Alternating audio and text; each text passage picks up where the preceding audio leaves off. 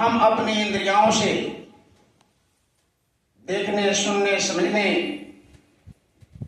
के पीछे पड़े रहेंगे, तब तक न शब्द सुनाई देगा और न प्रकाश दिखाई देंगे। इसके लिए गुरु महाराज ने अभी आपने वचन में सुना कि हमारे अंदर 5 विषय है: रूप, रस, गंध, शब्द, स्पर्श। इस सभी से ऊपर उठना होगा। एक रूप के लिए अभी आपने सुना, कीड़े फतिंगे जल करके प्रकाश पर मोहित होकर के अपना जान दे देते हैं।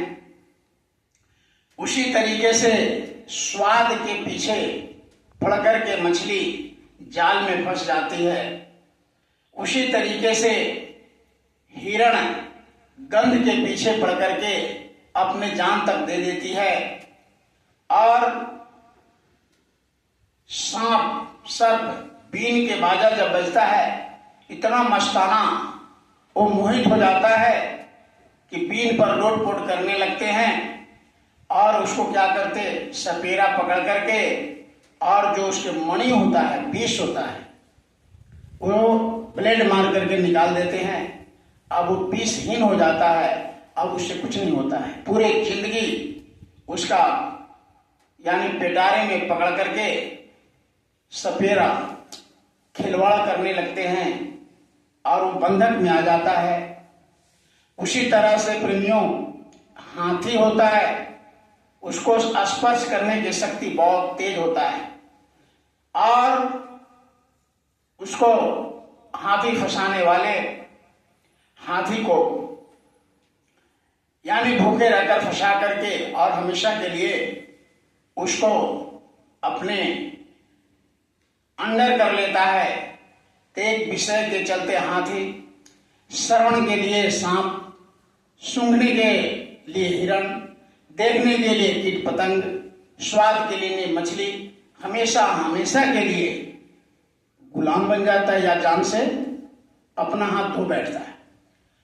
महापुरुषों ने कहा, गुरु महाराज ने अभी कहे कि इसी 5 विषय के पीछे पड़कर हम अपनी जीवात्मा को अधोगति की तरफ ले जा रहे हैं।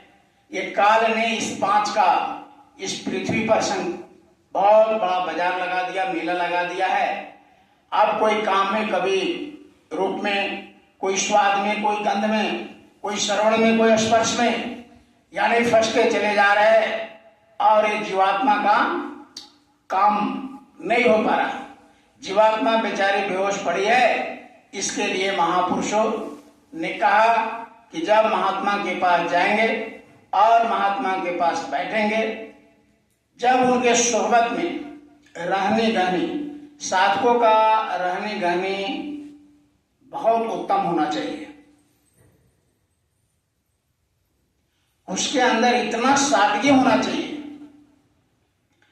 कि बाहर से देखने से पता चले कि ये कोई गुरु का शिष्य है, कोई अध्यात्मवाद है, बहुत बड़े अध्यात्मवाद पकड़े हैं, कोई बहुत बड़ा यानी ज्ञानी पुरुष, महापुरुष के शिष्य।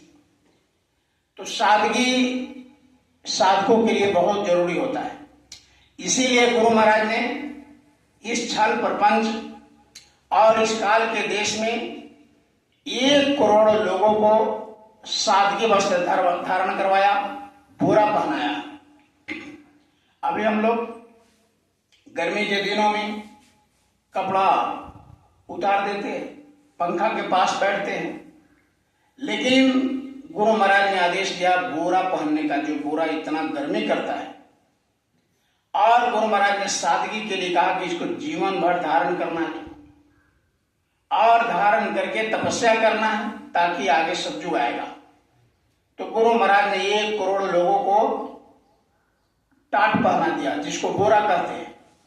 जानवर पहनते, जानवर उड़ाए जाते ठंडी के दिनों में, उसको गुरु महाराज ने गर्मी हो, बरसात हो, जाड़ा हो, हमेशा के लिए पहना दिया और कहा कि पूरे भारत में फैल जाओ और तुम्हारे वचन को जन पूरे दुनिया में फैला दो। उन्होंने इतना मेहनत किया कि प्रेमियों, सन 52 से गुरु महाराज ने शुरुआत किया था और 80 में उन्होंने गोरा पहनाया और 80 के बाद इतना प्रचार किया लोगों ने, गोरा वाले ने, कि 30 करोड़ लोगों को गुरु महाराज ने सन 70 तक खड़ा कर दिए थे। 30 करोड़ लोगों को गुरु महाराज ने नामदान दे चुके थे सन 1970 तक। और इतना बड़ा जलवा गुरु महाराज ने लगाया कि हमारे आपके जैसे कितने लोग उनके पास पहुंचे। और इसी कलयुग में, इसी चकाचौंध की दुनिया में, इसी झूठ और फरेब की दुनिया में आज भाई भाई को लोग जान मार दे रहे हैं।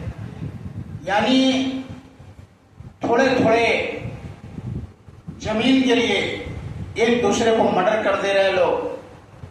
आज सारी रिश्ता तार तार हो चुका है। उस समय गुरु महाराज ने आकर के और दुनिया को उतना ऊंचा अध्यात्म, जिसको अध्यात्मवाद कहते हैं, सहजता के साथ आराम से जन जन तक फैला दिया उन्होंने।